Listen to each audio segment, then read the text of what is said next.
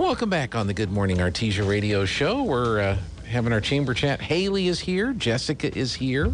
Good morning. Good morning. How are you doing? I'm wonderful. You are? How are you? Great.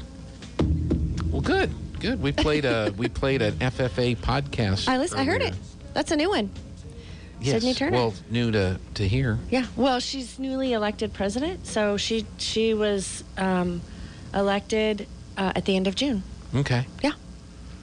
And because she's on their website as the state officer. Yeah. She was a state officer last year, a district president, state vice president, and she ran again and was elected as president. So. Okay. Statewide president. She's a great person. And then state secretary is Emily Gossett. Mm-hmm. Also one of the team members from last year. Okay. Silver City. Mm-hmm.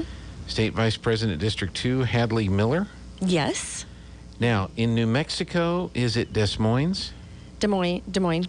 It's just like in Iowa. They say, Just like in Iowa. Okay. I think they're probably all from Iowa. Are they? Well, I didn't make it up there. Hadley is from the Midwest originally. Her family is, yeah. Let's see. She's from the Des Moines FFA chapter. Okay. She's a fabulous girl. Okay. State Vice President, District 3 is Zachary Rich. The only boy. I don't know him. I haven't met him yet. He's from Capitan. Yes. Okay. And then the State Vice President, District 4, Denny Weir. Am I saying that right? Yes, I don't know Denny. I mean, I've Tatum. heard of Denny, but I don't know Denny. Mm-hmm. She's from Tatum. Yes. Or as our former engineer once said, that he was told he used to be mounted patrol guy, mm-hmm. and on one of his stops, where are you going? They said they were going to Tatum. Tatum. Tatum. That's where they were headed. They were headed to Tatum. State Vice President, District 5, Madeline Clark. Another fabulous person. She's from Carlsbad. She's from Carlsbad. She's a great girl. Okay. Did you know there's a District 6? Yes. Elida Miller. Elida Miller. I haven't met Elida. Okay. She's from Las Cruces. Yes.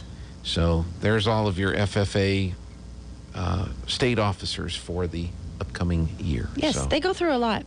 They get grilled by a nominating committee for about 2 days, mm-hmm. tested and grilled and interviewed and all of that. So they work hard, and then their nominating committee makes recommendations, and then the delegates from each district vote.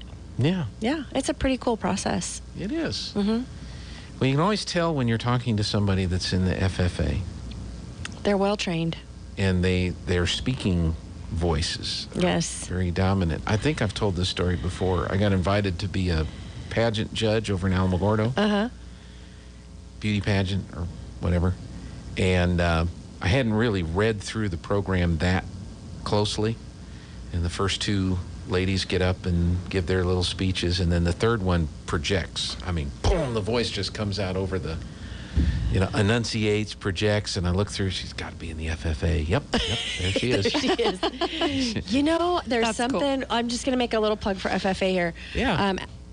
As a person coming from Seattle, Washington, who had no idea what that was, it's a fabulous program for everybody. So I think the kids in FFA are often labeled as the farm kids or the Hicks or whatever the groups and stereotypes are. Mm-hmm. But the truth is, you don't have to show animals. You don't have to be a fair person, all of that stuff to be an FFA. There are lots of different, you have to complete projects and things like that as part of your grade and member in good standing. But it's not just about showing sheep or pigs or whatever. There are so many different things you can do that apply to a more urban guided person. Mm-hmm. And some of the national FFA officers, in fact, have been from urban areas of their states, So yeah. The ultimate thing about FFA is that it's a great leadership program. Yep. I just can't say enough about it. It is. Speaking of that, and I know Jessica's got like 18 things to talk about today. Yeah. The Eddy County Fair is here. is here. Didn't we just hear I the may little have that song stuck in my head. I or I know, the may little not. jingle. We heard that thing over and over and over. And you're not done. Nope. No. It's going to play some more. Starts in 2 weeks That from and the today. bull riding and all the other stuff. So Yes. it didn't. There was an expo last year, but there wasn't a fair. That's true. And so this is back to, you come to the fair, there's booths, there's exhibits, there's livestock shows, but there's been a couple of tweaks to the schedule. They've changed the schedule up this year. It doesn't start on a Monday night, it starts on a Tuesday night. Right. Mm-hmm. And then instead of the 4-H livestock auction being on Saturday morning, it's on Saturday evening. Yes. So those are the main changes. So Yeah. So that means a lot of the shows have shifted a day. So if you are a person who goes out and watches any of those shows, you need to take a good look at the schedule. if you're a swine person, it's on Wednesday night now Yes. instead of Tuesday Instead of Tuesday night. Right. Sheep and goats are on Thursday On instead of Thursday. Wednesday. So a lot of people go out to their same show every year and watch their grandkids or kids or friends or whatever. Mm-hmm. So pick up a fair book. We have them at the chamber. And take a look because Yeah. the schedule is a little different this year. So we're working on getting our internet out there. That's Awesome. part of what they were working on yesterday. Yes. The part where they had to climb up on the tower, I didn't do that. No. Somebody okay. else did that. That Eddy County Fair Board works really hard, pretty much year round, to put that thing on. They do. It's a very They do. complex effort. So the parade will be on Tuesday. Parade's on Tuesday, and we will have parade entry forms at the chamber. Okay. So you can come by the chamber. It's free to enter, but you do need to fill out the form. Okay. And they got permission from the state to I have their know. parade. But that's way cool. It will be down Main Street. It'll be down Main Street, which is great. The businesses should be open, and Yeah. the fair parade's always fun. Yep, It's 4 o'clock. Timing. Must be just timing. It's just timing. It's just timing. COVID's over. COVID. Ish. Yeah. finished Well, on that's. July I 1. think they had the COVID over. I think they had the COVID over in time for the launch on Sunday. Isn't that crazy? The space launch. Yes. Yeah, that was kind of a interesting deal. I think the funniest stuff I saw on TV, the two things that just I laughed at. I don't know if you heard me talk about this yesterday. I missed it. One of the TV stations had their reporter in the virtual studio. Oh, I heard you talking about it. Yeah, and the virtual studio, all you saw was his face with his headset on. So I don't know what room of the house Was he he was in outer space? If I think virtual studio, I think there's a backdrop. You're in front of a green screen, and they put you in space or something like that. I think his virtual studio was the upstairs bathroom. I was gonna say, reporting from the bathroom on. Yeah, you can't say that. So their source for their video was going to be the YouTube feed from Virgin Galactic. Well, they never started with it at the beginning. Oh. They weren't showing the plane coming out of the hangar. They weren't showing it taxiing down the runway and taking off. It was there. It said countdown, And so that was there. So I'm sure that was the production meeting. How do we do this as least expensive as possible without sending a satellite truck and a reporter and getting press credentials and doing all that? How do we do that? Well, I'll just be in the virtual studio and we'll pull up the video feed from Virgin Galactic.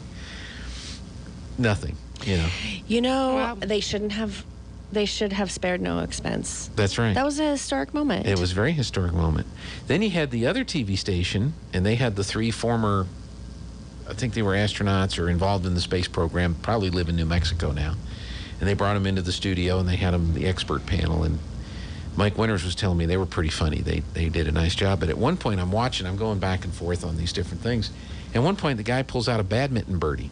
Oh, yeah, I heard about the Batman. And that's what he's using to Yes. describe what's going on with the spaceship. And I'm like, why didn't they run out and buy a model? Why didn't they, like you said, it's a historic moment. Why didn't they go, have... We've already spent like $1 trillion on this. State of New So Mexico. what's another Let's 20, just- 30 bucks, From Hobby Lobby. Exactly. And then have one of the kids there that works at the TV station. Yeah. Here, put this together. I'm Yep. sure they could have had that done.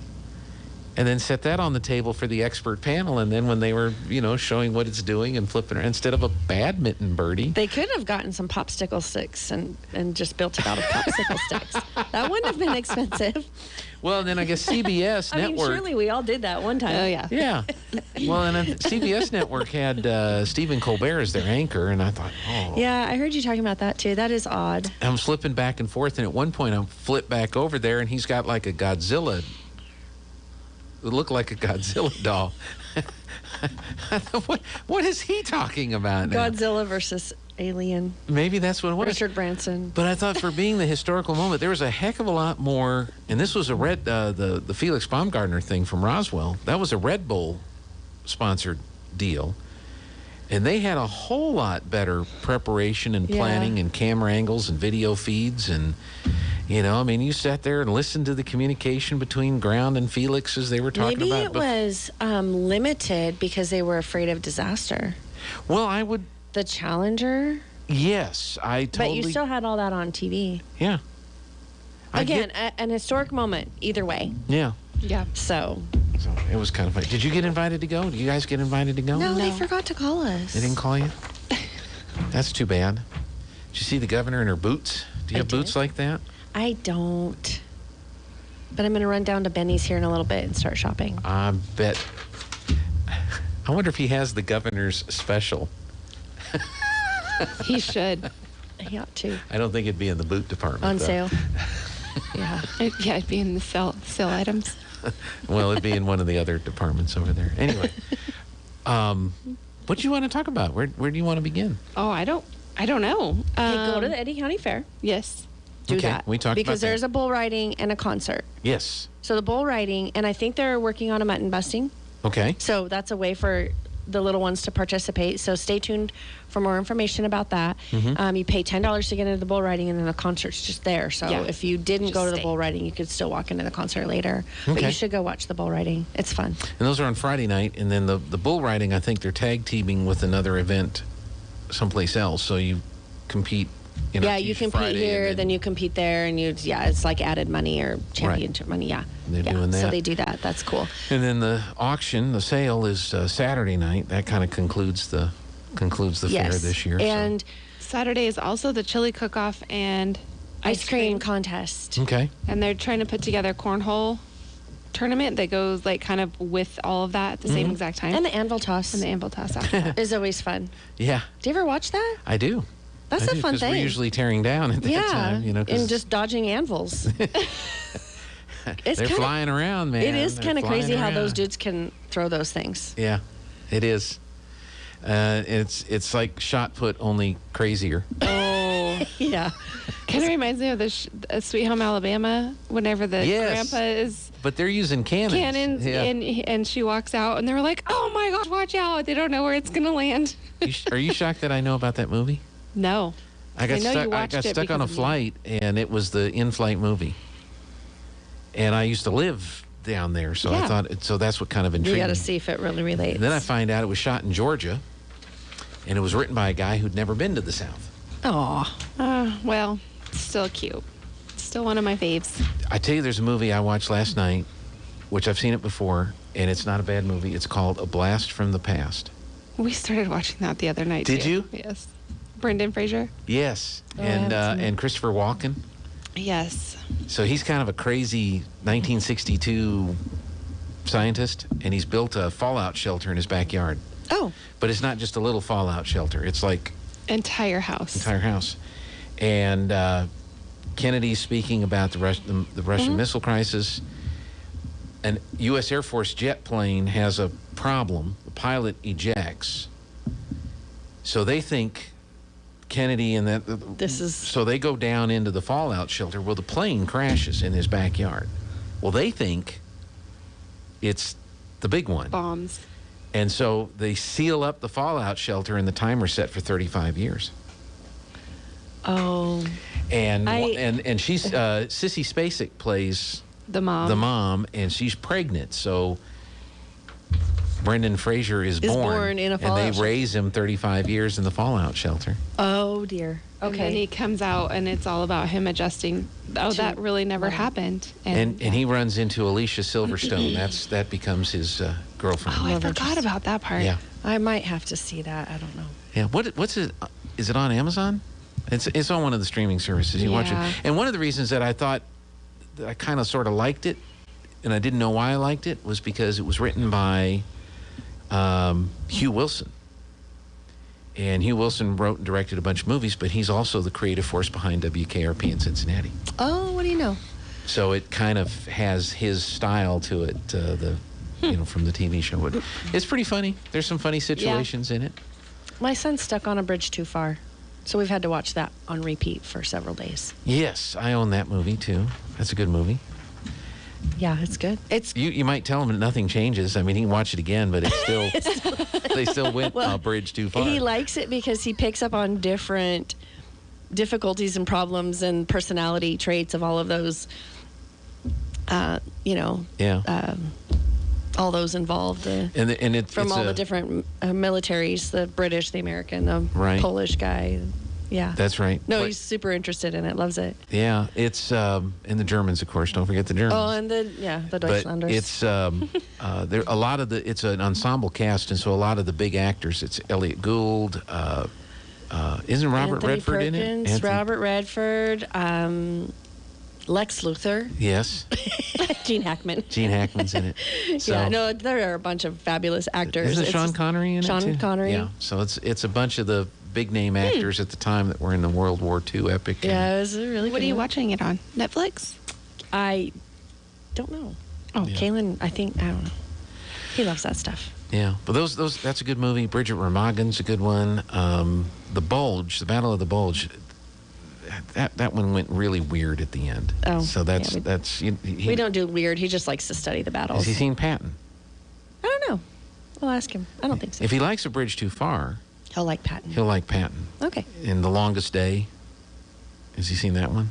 I don't think so. You're gonna have to send me a list. That's the D-Day invasion. All the must-watch movies that before World I War leaves to II. college. World Yeah, War II. specifically World War II. That's his The thing. Longest Day, if you're in Europe, The Longest Day, Bridge Too Far, Patton are Okay. all really good movies to watch about that. Then you get into the Pacific Theater, and there's Tora Tora Tora.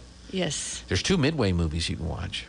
There's the He original has- one with Charlton Heston, he's watched the new one. which the Heston character is a composite character. It's not a real character. Yeah. And then there's the one that came out a couple years ago, He has seen that which several times. is historically a little more accurate.